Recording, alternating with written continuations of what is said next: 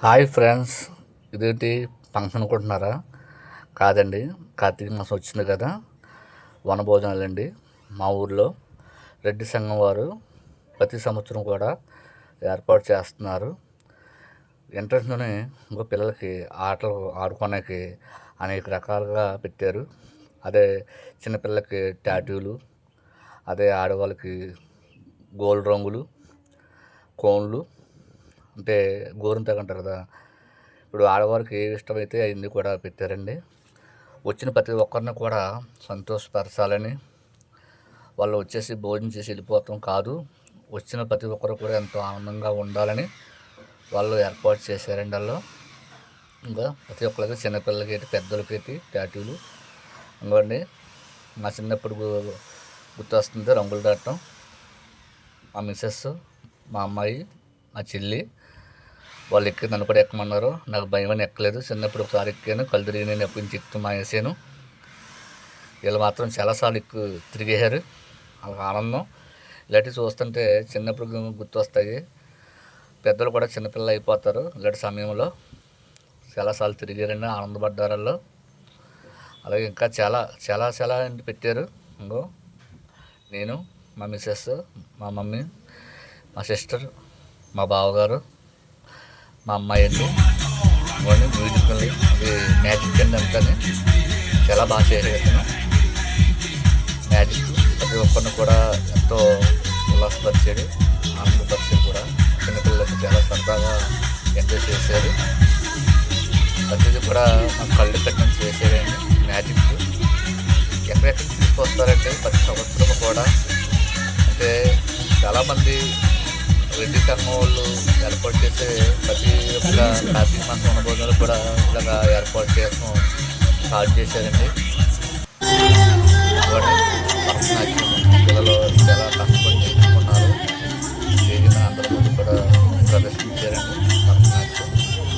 ఇది మన సంస్కృతి కళ. ఇది కూడా మా వాళ్ళు ఇక్కడ కార్తీక మాసం వనభోజనాల్లో పెట్టడం జరిగింది.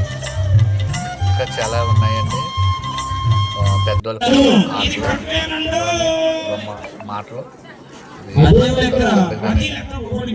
చాలా బాగా చెప్పాడండి. చాలా మంది లోపన్నారు, ఉల్లాసంగా చాలా మంది ఆనందపడ్డారు. పిల్లలైతే ఎంజాయ్ పిల్లలు మర్చిపోయారు. పొద్దున్న నుంచి 6 సాయంత్రం పిల్లలకి కూడా అక్కడే ఉన్నాము. చాలా ఆనందంగా ఆ రోజంతా కూడా మర్చిపోయామండి. రోజు గడిచిన టైం కూడా తెలియలేదు. అంత బాగా అన్నీ కూడా ఏర్పాటు చేశారు. బొమ్మలా మాట్లాడుతున్నాం.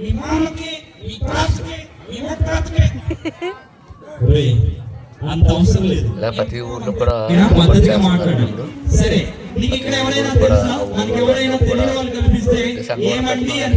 కులాల వస్తారు, అందంగా గడుపుతారు. చాలా ఉల్లాసంగా చిన్నగా చిన్నపిల్లలు అయిపోతారు. పెద్ద వయసు చిన్నపిల్లలు అయిపోతారు. ఆటల పోటీలు, కబడ్డీ, మళ్ళీ వాలీబాల్, ఇవ్వండి కుర్చీలాట. ఎంతమంది అయితే వద్దంటే 40 మంది దాకా పాల్గొన్నారండి. పెద్దోళ్ళండి, బాగా పెద్దోళ్ళు కూడా పాల్గొన్నారు. కానీ అంతలోనే చెప్పిన కానీ పట్టుబడితే వదలం కదా, మనం ఫస్ట్ వచ్చాం. అంతకు నాతో కూడా కుర్రోడికి నాకు సంబంధం లేదు. కానీ కుర్రోడు నాకు వచ్చింది ఫైనల్లో వచ్చాను. కానీ పర్యటనలో వారండి చూసి గురించి ఆడి గురించి తేడా ఉంటుంది. చూసి అనుకుంటారు ఏం ఆడుతున్నారు, ఆడలేదు అనుకుంటారు. కానీ ఆడి గురించి ఎలా ఉన్నాను, కుర్రోడు ఎలా ఉన్నాడు. ఆ కుర్రోడు నాకు పూర్తి ఏంటంటే ఫైనల్గా ఫస్ట్ వచ్చాను. ఒక ఆనందం. నా వయసులో అలాగే ఆడడం అనేది చిన్నప్పుడు ఆడేవాళ్ళు. పెద్దగా అరుగు ఆ వయసు అంటే కొంత ఒళ్ళుగా ఉంది కదా, ఆవేశం వచ్చేసేది. మొత్తం మేము సాధించాం. ఫస్ట్ ప్రైజ్ నాకు, సెకండ్ ప్రైజ్ అబ్బాయికి. చూడండి అలాగే ఆడుతున్నారు. సాంగ్ పెట్టేవారు, ఆన్ చేసేవారు, మనం స్టార్ట్ చేసేవారు. మైండ్గా బాగుంటుంది.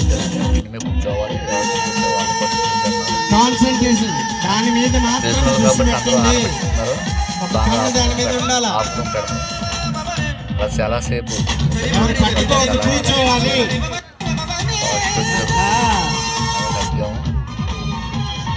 ఏం లేదు, ఫ్యూ సెకండ్స్ టు గో. ఇంకా అయిపోతుంది. ఒకసారి చెప్పట్లా అందరూ వెనక్కి జోసిద్దామా? జోస్ తగ్గిపోతుంది. జోసిద్దాం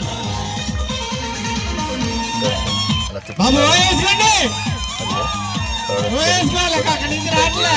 ఇక్కడ జడ్జి ప్రోగ్రాం వేసుకోండి.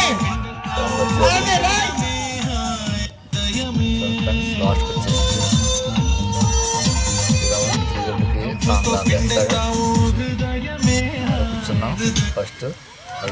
కూర్చున్నాం. ఫస్ట్ వచ్చాము. మంచి కన్నింగ్ మాట్లాడరా. జెంట్స్ ఆదిరెడ్డి గారు, మేడపాటి వెలగల బ్రహ్మారెడ్డి గారు సెకండ్ ప్రైజ్. కాదండి అక్కడ, కానీ నిజంగా చాలా అంటే చాలా గ్రేట్ గా ఆడారు. మరి ఇంకా చెప్పలేంది ఎక్కడ.